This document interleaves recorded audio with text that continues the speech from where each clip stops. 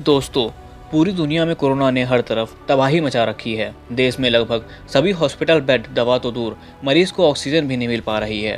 और इसी बीच ऑक्सीजन और दवाओं की कालाबाजारी बहुत जोरों पर है। और ऐसे में कई लोगों के मन में ये सवाल आ रहा है कि जब लोग हवा में सांस ले सकते हैं और ऑक्सीजन भी हमारे चारों तरफ है, तो इसी ऑक्सीजन को सिलेंडर में भरकर मरीजों को क्यों नहीं दे दिया जाता? और हमारे चारों तरफ फैली ऑक्सीजन और मेडिकल ऑक्सीजन में क्या फ़र्क है? और इसे कैसे बनाया जाता है? और आजकल इसकी इतनी कमी क्यों हो रही है? तो ये सब जानेंगे हम आज इस वीडियो में। तो इस वीडियो को लास्ट तक देखना ना भूलें। और अगर आप इस चैनल पर नए हैं तो प्लीज़ सब्सक्राइब करें और प्रेस करें बेल आइकन को। तो बिना टाइम वेस्ट के स्टार्ट करते हैं शानदार वीडियो। मैं हूं तरुण और आप देख रहे हो नॉलेजेबल फैक्ट। दोस्तों, वैसे तो ऑक्सीजन हवा और पानी दोनों में मौजूद होती है, लेकिन आपकी जानकारी के लिए बता दूं कि हवा में सिर्फ 21% ऑक्सीजन होती है और 78% नाइट्रोजन गैस होती है। इसके अलावा 1% अन्य गैस होती है और उसमें कार्बन डाइऑक्साइड, नाइट्रोजन और नियॉन गैस भी होती हैं। साथ ही पानी में भी ऑक्सीजन होती है और उसकी मात्रा अलग अलग जगहों पर अलग अलग होती है। और 10 लाख मॉलिक्यूल में से पानी में सिर्फ ऑक्सीजन के 10 मॉलिक्यूल ही होते हैं और इसी वजह से इंसान पानी में सांस नहीं ले पाते। अब जानते हैं मेडिकल ऑक्सीजन क्या होता है। मेडिकल ऑक्सीजन का मतलब 98% प्योर ऑक्सीजन, यानी कि जिसमें नमी, धूल और दूसरी गैस ना मिली हो। जैसा कि मैंने आपको बताया कि हवा में सिर्फ 21% ऑक्सीजन होती है और इसीलिए मेडिकल इमरजेंसी में इसका यूज़ नहीं कर सकते। और इसी वजह से मेडिकल ऑक्सीजन को लिक्विड फॉर्म में बड़े बड़े प्लांट्स में तैयार किया जाता है। लेकिन ये मेडिकल ऑक्सीजन बनती कैसे है? दोस्तों, मेडिकल ऑक्सीजन को हमारे चारों तरफ मौजूद हवा में से शुद्ध ऑक्सीजन को अलग कर बनाया जाता है। हमारे आसपास मौजूद हवा में 78% नाइट्रोजन, 21% ऑक्सीजन और 1% अन्य गैस होती हैं, जैसे neon, hydrogen, helium, carbon dioxide जैसी गैस होती हैं।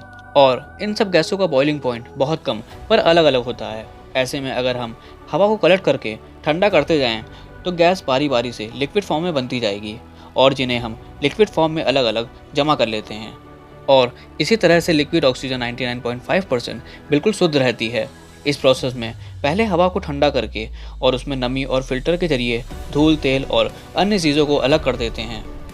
दरअसल होता कुछ यूँ है कि ऑक्सीजन प्लांट में से हवा को अलग कर लेते हैं और इसके लिए एयर सेपरेशन टेक्निक का इस्तेमाल किया जाता है। यानी कि पहले हवा को कंप्रेस कर लेते हैं, फिर उसे फिल्टर करते हैं जिससे कि अशुद्धियाँ उसमें से निकल जाएँ, और अब फिल्टर की हुई हवा को ठंडा करते हैं और इसी प्रोसेस में ऑक्सीजन लिक्विड में बन जाती है और इसी फॉर्म में इसे कलेक्ट किया जाता है और इसी तरह बनती है मेडिकल ऑक्सीजन। दोस्तों, नॉर्मल पर्सन जब काम कर रहा होता है तो उसे सांस लेने के लिए हर मिनट 6 से 7 लीटर हवा की ज़रूरत पड़ती है। यानी कि उसे हर दिन करीब 11,000 लीटर हवा की ज़रूरत पड़ती है। और सांस लेने के जरिए फेफड़ों में जाने वाली हवा में 21% ऑक्सीजन होती है और जबकि छोड़े जाने पर 15% ही रहती है। यानी कि सांस लेने के जरिए अंदर जाने वाली हवा का मात्र 5% का ही इस्तेमाल होता है और यही 5% ऑक्सीजन जो कार्बन डाइऑक्साइड में बदलती हैं। इसका मतलब एक इंसान को 24 घंटे के अंदर 550 लीटर शुद्ध ऑक्सीजन की ज़रूरत पड़ती है। और मेहनत या किसी भी और तरह की एक्सरसाइज करने पर और ज़्यादा ऑक्सीजन की ज़रूरत पड़ती है। यानी कि हर मिनट में 12 से कम या 20 से ज़्यादा बार सांस लेना किसी परेशानी की निशानी है। तो अब आप समझ गए होंगे कि मेडिकल ऑक्सीजन क्या होती है और इसे कैसे बनाया जाता है। तो दोस्तों, आज के लिए बस इतना ही। और आपको ये वीडियो कैसी लगी हमें कमेंट सेक्शन में बताना ना भूलें। तो अगर आपको ये वीडियो अच्छी लगी हो तो लाइक करें, कमेंट करें और सब्सक्राइब करना तो बिल्कुल ना भूलें।